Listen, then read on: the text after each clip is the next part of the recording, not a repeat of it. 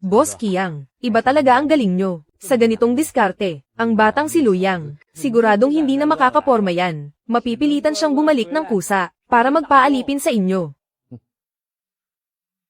Sino ba siya? Akala niya kaya niya akong tapatan. Malayo pa siya sa kalingkingan ko. Boss Qiang, may masamang balita. Si Datao at ang mga kasama niyang tuso. Nag-alsa silang lahat. Nag-ambagan sila ng pera magdamag, para puntahan si Luyang. Talagang kinalaban nila tayo. Mga walang utang na loob. Nagawa nila akong traidorin. Boss Qiang, paano kung talagang makarenta ng bangka si Luyang? Malaking sakit ng ulo yan para sa atin. Ang malaking order ni Mr. Luo, hirap na hirap nating nakuha yon. Kailangan nating pumalaot ngayon. Ano ang kinatatakutan mo? Kung wala ako, anong kontrata ang makukuha ng Luyang na yan? Ikalat mo agad ang salita ko. Sa buong pantalan ng Donggang, sino mang maglakas loob na bumili ng isda ni Luyang, ay itinuturing na kaaway ni Shen Qiang. Gusto kong makita na ang mga huli niyang isda, ay mabubulok lang sa loob ng bangka. Kahit isang piraso, walang makakabili. Masusunod, Boss Qiang, lalakarin ko na ito agad. Tingnan lang natin, kung makakapalaot pa siya. Ginoong Lu, congratulations po, tapos na ang pirmahan ng kontrata. Ang barkong Dingfeng, simula sa oras na ito, ay maaari nyo nang gamitin. Maaari na kayong pumalaot anumang oras. Nay, may sarili na pong bangka ang anak nyo. Hintayin nyo po ako. Boss Chen, Luyang. Nagpakawala ng banta si Shen Qiang doon sa pantalan. Sabi niya, sino mang kumuha ng isda mo, ay haharangin niya ang kabuhayan. Gusto kanyang sagarin at ubusin. Talagang gagawin niya ang lahat para sirain ka. Ano naman kung maging malupit siya? Ako si Chen Shan. Matagal na akong naggagala rito sa Donggang. Kailanman ay hindi ko kinatakutan ang Shen Qiang na yan. Tandaan mo ang sinabi mo. Iuwi mo agad sa akin ang mga malalaking isda. Ibibigay ko pa rin sa iyo ang pinakamataas na presyo. Boss Chen, maraming salamat po sa inyo. Huwag po kayong mag-alala. Kahit itaya ko pa ang buhay ko, sisiguraduhin kong makakahuli ako ng isda para sa inyo. Nagtitiwala ako sa iyo. Hihintayin ko ang magandang balita. Shen Qiang, gusto mo akong ipitin, pero hindi iyon ganoon kadali. Sa pagkakataong ito, ipakikita ko sa iyo, na kahit wala ka, kayang-kaya pa rin ni Luyang ang mangisda at kumita. Xiao Yuan, kasalanan ko ito, hindi na nakikisama ang katawan ko. Naging pabigat pa ako sa inyo. Kung hindi dahil sa akin, hindi na kailangang itaya ni Luyang ang buhay niya sa dagat. Hindi na rin sana kayo naghihirap ng ganito. Nay, huwag niyo pong sabihin iyan. Obligasyon po naming alagaan kayo. Magpahinga lang po kayo para gumaling agad. Magiging maayos din ang lahat. Tama po, Lola. Huwag na po kayong mag-alala. Naghahanap buhay lang si Papa. Babalik siya agad para pampagamot sa inyo. Si Luyang iyon. Nay, Xiao Wan. Tingnan nyo, ito ang inarkila kong bangka, ang Dingfeng. Kaya nitong sumabay kahit sa malakas na bagyo. Makakahuli tayo rito ng maraming isda. Maginhawa na ang buhay natin simula ngayon. Wow, ang galing talaga ni Papa. Ang gara ng malaking barko. Talaga po. Pagbalik ni Papa, isasama ko si Xiao Yuan sa barko para maglaro. Ha, Luyang, mag-iingat ka doon. Ha, mabangis ang alon sa dagat. Huwag mong sagaran ang sarili mo. Wala na akong ibang hiling, kundi ang makauwi kang ligtas at walang gallows. Luyang, mag-iingat ka. Ako na ang bahala rito sa bahay. Sina Nanay at Xiao Yuan. Aalagaan ko silang mabuti. Hihintayin ka namin. Huwag kayong mag-alala. Xiao Wan, salamat sa pag-aalaga sa pamilya natin. Xiao Yuan, maging mabait ka at makinig kay Mama. Ha, pagbalik ko, may pambayad na tayo para sa operasyon ni Lola. Hindi ko nahahayaang maghirap pa kayo. Luyang, puno na ang krudo. Ayos na rin ang kondisyon ng barko. Handa na ang mga lambat at lahat ng gamit. Kuya Luyang, handa na kaming lahat. Sige. Mga kasama, larga na. Ayos.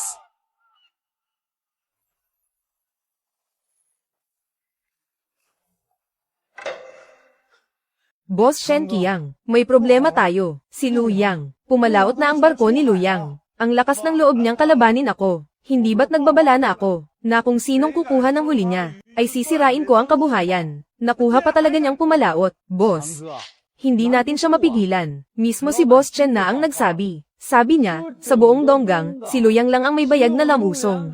Kahit may bagyo. Kaya siguradong kukunin niya ang lahat ng huli ni Luyang. Ang matandang Chen Shan na iyon. Talagang hinahamon niya ako. Buisit. Kuya Kiyang, nababaliw na sa pagmamadali ang order ni Boss Luo. Walang tigil ang tawag niya. Kapag hindi tayo pumalaot, kakanselahin niya ang lahat ng transaksyon. Anong gagawin natin? Sige, maghanap ka agad ng tao para sa akin. Kahit sino pa yan, basta't may lakas ng loob na maglayag. Bibigyan ko siya ng 30,000. Hindi ako naniniwala na kung wala ang handle na si Luyang, ay hindi na makakaalis ang barko ko. Yang. Direksyon ng hangin, 120 grado. Ang taas ng alon ay nasa level 8. Hindi na tayo pwedeng tumuloy pa. Lulubog tayo kapag nagpatuloy pa. Kuya Yang, baka pwedeng ibahin natin ang direksyon. Masyadong malakas ang hampas ng alon dito. Mamatay tayo rito. Magtiwala kayo sa akin. Panahon ngayon ng pangingitlog sa Tagsibol. Ang mga kawan ng large yellow croaker ay nasa unahan lang, kanan ng 10 grado. Suungin ang hangin. Walang aatras. Makinig kayo kay Yang. Ay laban na natin to. Kuya Yang, tingnan mo. Puro large yellow croaker. Ang dami nila, siksikan. Diyos ko. Puno na ang lambat, yayaman na tayo. Ihulog ang lambat, bilis, ibaba ang lahat ng lambat, hilahin ang lahat ng isda pataas.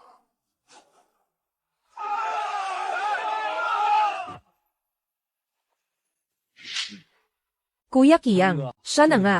Lao Pao. Sa buong Donggang, siya lang ang may lakas ng loob pumalaot. Oh. Lao Pao.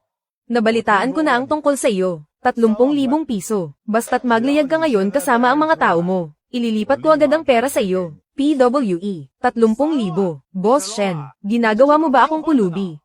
Kulang pa ba? Ang mga kapitan dito sa Donggang, 10,000 lang ang kinikita sa isang buwan. Huwag kang masyadong matako. Shen Kiyang. Sino ang niloloko mo? May bagyo ngayon.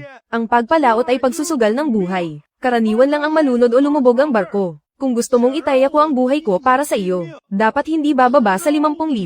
Kahit kulang ng piso, huwag na tayong mag-usap. Sige, 50,000 kung 50,000. Pero may isa akong kondisyon.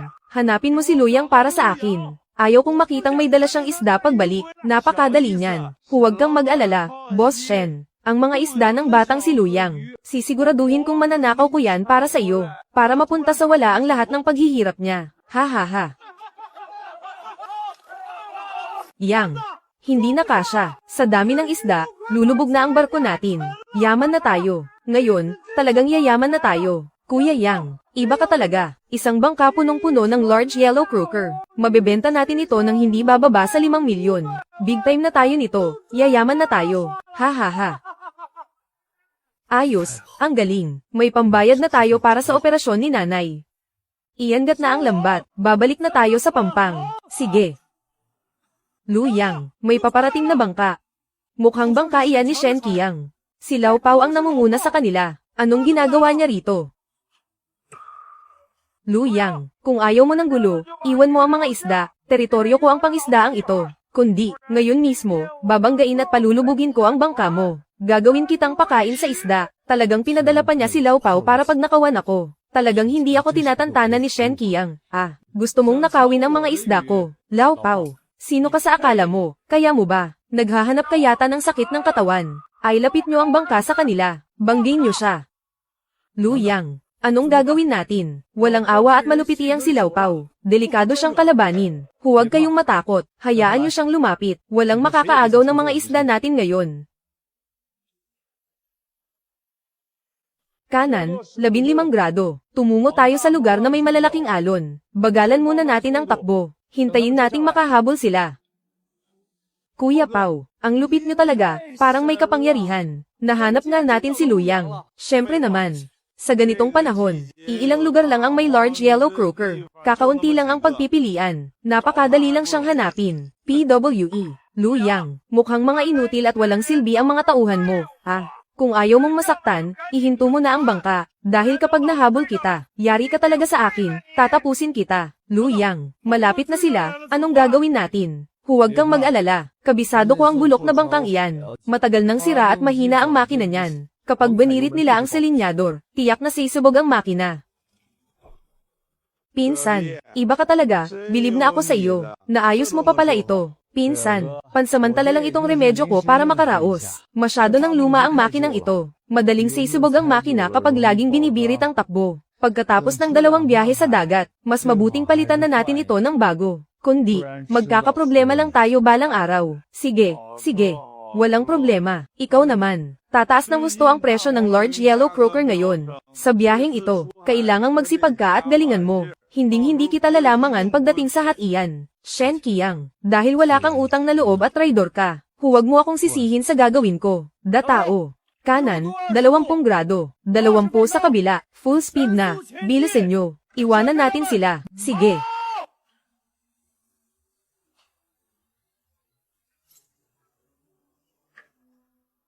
Habulin nyo sila. Huwag nyo siyang hayaang makatakas. Ang isda at pera, sa atin na lahat to. Kuya Pao, lagot na.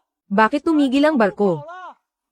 Sumabog ang makina. Dali, tawagan nyo agad ang pantalan. Humingi kayo ng saklolo.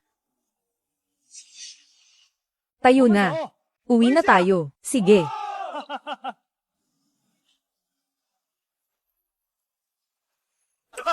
Yang, ang lupit mo talaga. Eksakto ang hula mo. Yung bulok nilang barko. Totoo ngang sumabog ang makina. Ngayon, nga sila, kailangan nilang tumawag ng saklolo. Kasalanan to, ng pagiging gaaman ni Shen Qiang. Ang dami na niyang kinita, pero kuripot pa ring palitan ang makina. Tama ka. Ganyan talaga yang taong yan. Buti nga kay Shen Qiang, karma yan. Pagbalik natin sa pantalan, at naibaba na natin ang lahat ng huli. Tiyak na maglulundag yun sa galit. Ha.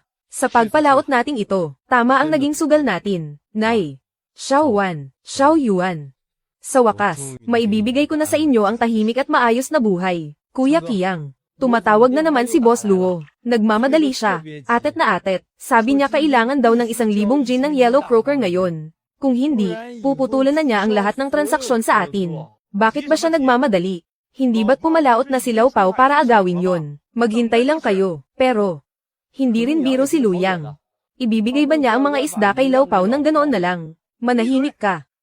Huwag mong purihin ang iba, at hiyain ang sarili nating kampo. Manood ka na lang at abangan ang mangyayari. Shen Qiang, napakalupit mo rin talaga. Pinwersa mo na si Luyang na magtrabaho ng mag-isa. Bakit kailangan mo pa siyang sagarin? Boss Chen, wala kang pakialam dito. Ako ang nag-angat sa kanya noon. Kung wala ako, isa lang siyang mabahong mangingisda na walang gustong kumuha. Dahil nagawa niya akong traidorin. Dapat ko siyang bigyan ng leksyong hindi niya malilimutan habang buhay. Traidor, tinulungan kanyang kumita ng 6 na milyon. Tapos binigyan mo lang siya ng 100,000. Ang kapal din ng mukha mong. Sabihin ang mga salitang yan. Kuya Qiang, tingnan mo, dali, barko, may barkong pabalik na. Nakita mo ba, Boss Chen, pabalik na ang barko ko. Sa buong Donggang. Sa huli, ako lang talaga ang tanging makakatrabaho mo. Kuya Qiang, hindi, mali. Bakit ka natataranta? Anong nangyari? Iyon, parang iyon ang Dingfeng. Barko yun ni Luyang.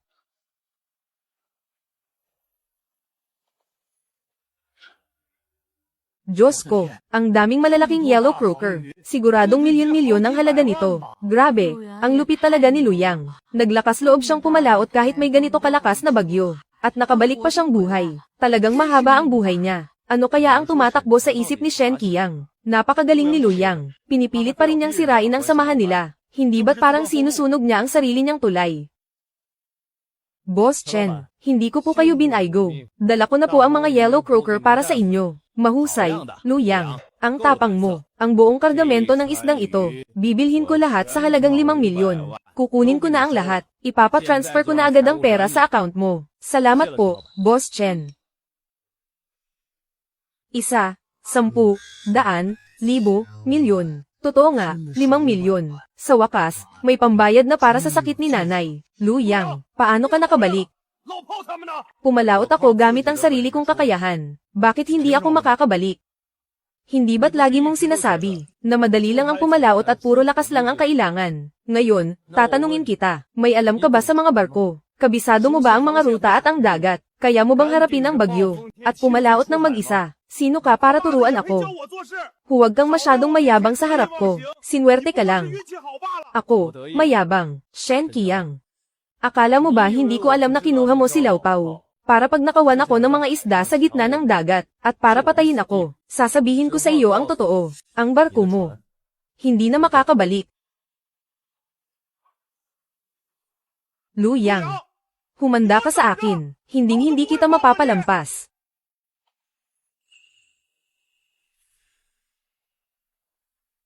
Yang, ano na? Yung mga isda, tinanggap ba ni Boss Chen?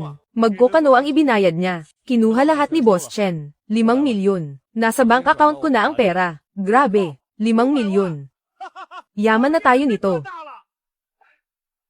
Mabuti naman. Sa wakas, may pambayad na para sa matrikula ng anak ko. Kuya Yang, alam ko talagang kapag sumama ako sa iyo, hindi ako magkakamali, kung hindi dahil sa pagtutulungan nating lahat, at pagsama sa akin sa panganib. Hindi ko rin kikitain ang perang ito. Pinagtulungan din nating arkilahin ang barkong ito. Ngayon, ang perang ito, ay hahatiin ko sa inyong lahat.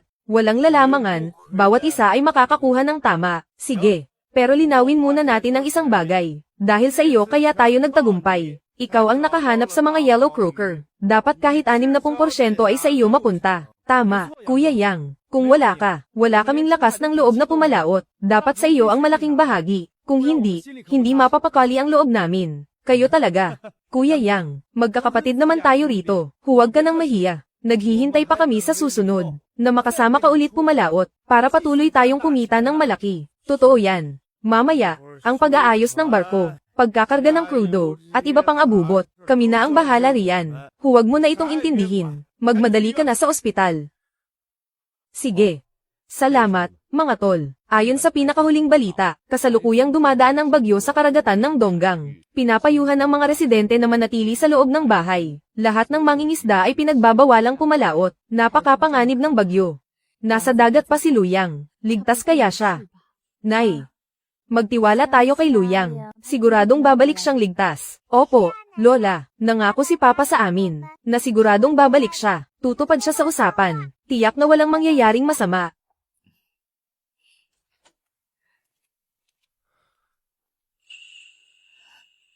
Papa.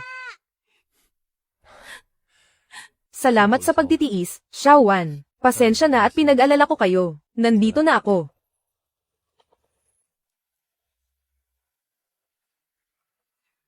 Pumalaot ka pa sa gitna ng ganito kalakas na bagyo. Talagang naghahanap ka ng gulo, mga tol. Salamat sa pagod nyo. Tama na, huwag mo akong bulahin. Bayaran mo na agad ang rescue fee. Hindi tumitigil ang bagyo nitong mga nakaraang araw. Kung papalaot ka pa, wala na kaming pakialam kung may mangyari sa inyo. Ito ba yung ipinangako mo sa akin? Sabi mo mababawi mo yung mga isda. Anong nangyari? Halos mamatay na kayo sa dagat. Ang kapal ng mukha mong sisihin ako. Kahit yung bulok na makina, ayaw mong ipaayos. Pagpalaot pa lang, sira na agad. Kasalanan ko ba yun? Nakakatawa. Alam mo ba kung magkano ang kinita ng batang Luyang na yun? Magkano ang kinita niya? 5 milyong buo. Dapat sa akin ang perang yun. Hello, Boss Luo, Shen Qiang. Ang pangako mo sa akin, nasaan na ang 1,000 kilo ng malalaking yellow croaker? Anong oras na? Kahit anino ng isda, wala akong makita. Pasensya na po, pasensya na. Boss Luo, palamigin niyo muna ang ulo niyo. Pwede bang bigyan niyo pa ako ng ilang araw? Masyadong malakas ang bagyo nitong mga nakaraang araw. Wala talaga kaming magagawa, walang magagawa. Bakit hindi mo sinabi ng mas maaga? Kailangan ko na ang mga panindang yan.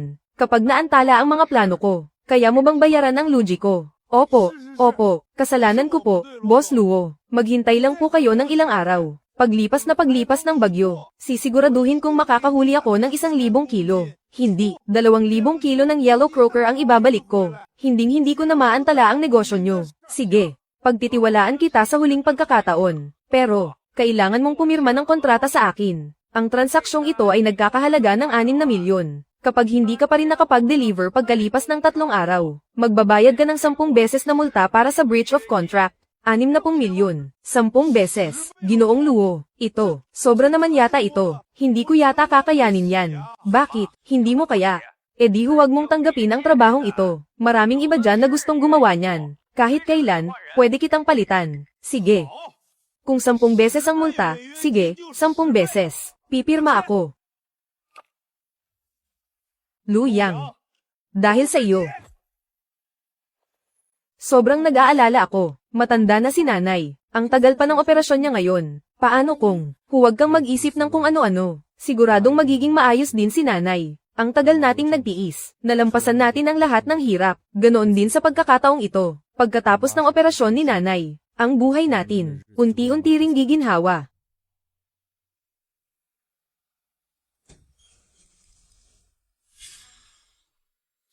Naging matagumpay ang operasyon, stable na ang lagay ng pasyente. Kailangan lang ng maayos na pahinga, para unti-unting gumaling. Pero may gusto lang akong ipaalala sa inyo. Masyado nang matanda ang pasyente. Ang pagpapagaling pagkatapos ng operasyon, pati ang nutrisyon at pag-aalaga, ay malaking gastos din. Mas mabuting, ihanda nyo na ang inyong mga sarili. Tingnan mo, nandoon siya. Tia. Bakit po kayo naparito? Bakit ako naparito? Kung hindi pa sinabi ni Qiangzi, hindi ko pa malalaman. Lu Yang. Talagang wala kang utang na loob. Kung hindi dahil sa Qiangzi namin noon, na may mabuting loob na isinama ka sa dagat para mangisda, at binigyan ka ng makakain. Matagal ka na sanang namatay sa gutom. Ngayong malakas na ang loob mo, nagawa mo pa siyang traidorin at magsarili. Kinain na ba ng aso ang konsensya mo? Tama. Akalain mong itinuring ka pa ni Shen Qiang na, parang tunay na pinsan. Tapos tatraidorin mo lang siya. Tao ka pa ba? Ako pa ang walang utang na loob. Itinaya ko ang buhay ko sa gitna ng bagyo sa dagat, para kumita siya ng 6 na milyon. Ang usapan ay hati tayo sa kita, pero binigyan niya lang ako ng 100,000. Kailangan na kailangan ng nanay ko ang pera para sa operasyon. Lumuhad ako sa harap niya para lang makahiram, pero pinalayas niya lang ako. Hahayaan ko na lang ba ang nanay ko, na mamatay na lang sa ospital? Kalokohan. Akin ang barko. Ako rin ang nakipag-usap sa negosyo. Hamak na trabahador ka lang. Bakit ka makikipaghati sa akin ng pantay? Ikaw. At saka, kailan ko ba sinabing hindi kita papahiram? Nagkausap na tayo noon, di ba? Na bumalik ka sa dagat para sa akin. At ako na ang bahala sa operasyon ng nanay mo. Pero nakinig ka ba sa akin? Kuya, paano mo nagagawang magsinungaling ng harap-harapan? Malinaw na ikaw ang nagtaboy kay Luyang noon. Paalisin sila ng marahas, at pagsabihan pa siyang walang utang na loob, kung hindi lang dahil sa balak niyang magsarili, at kumita ng pera. Magpapanggap ka ba ng plastik? Napabalaykan siya. Napakasama mong babae. Kaming magkakapamilya ang nag-uusap. Bakit ka nakikisawsaw? Tagalabas ka lang naman. Hindi mo man lang tignan kung sino ka ba talaga. Sinong nagsabing tagalabas siya? Asawa ko si Xiaowan. Siya ang pinakasalan ko, si Luyang, ng tapat at legal. Nitong mga nakaraang taon na nakahiga ang nanay ko sa sakit, sino ang nagpakahirap at nag-alaga sa kanya? Siya iyon. Samantalang kayo, paulit-ulit ninyong sinasabi, na kamag-anak daw kayo. Ang tagal nang may sakit ng nanay ko. Mayroon ba kahit isa sa inyo, na dinalaw man lang siya? Ibinaliwala ko ang dangal ko. Lumapit ako para mangutang panggamot sa nanay ko. May isa ba sa inyong pumayag? Luyang, bakit ganyan ka makipag-usap sa mga nakatatanda sa iyo? Kami pa rin ang mga nakatatanda sa iyo. Wala kang karapatang sumagot ng ganyan. At saka, ang pagkakasakit ng nanay mo, problema iyan ng pamilya Lu. Anong kinalaman niyan sa pamilya siya namin? Wala kaming obligasyong tulungan ka. Tama.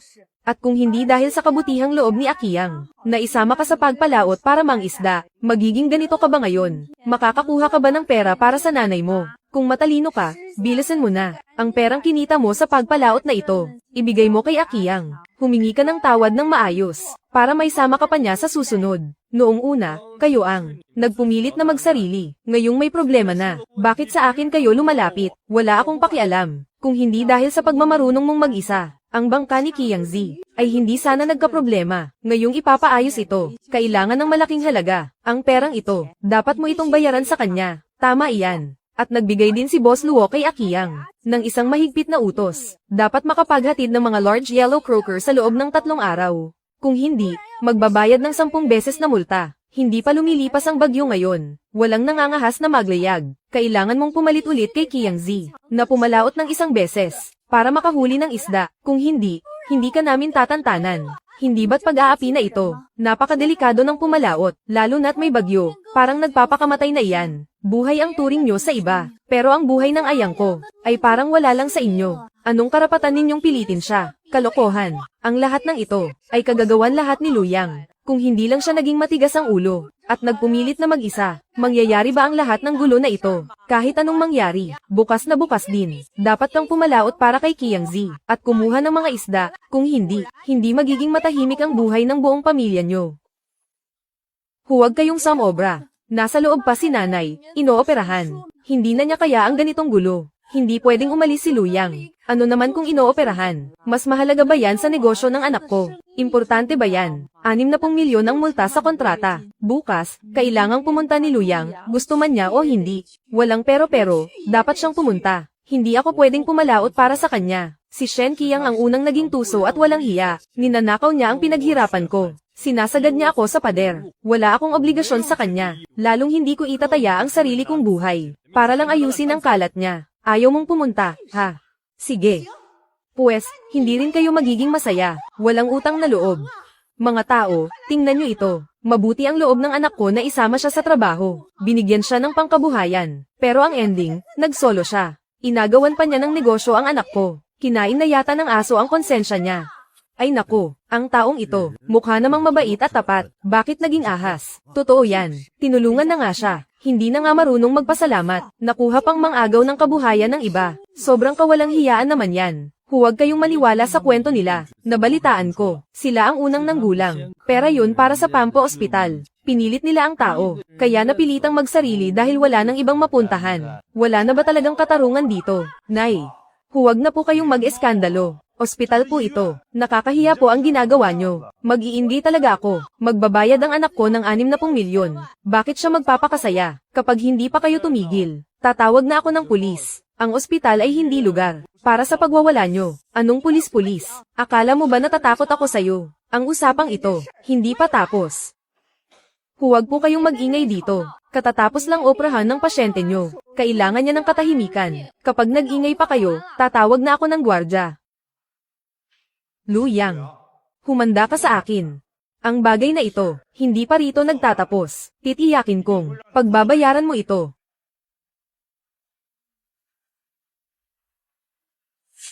Yang, hindi kaya sila. Bumalik para manggulo uli. Huwag kang mag-alala. Nandito ako. Hindi na sila mangangahas na manggulo pa.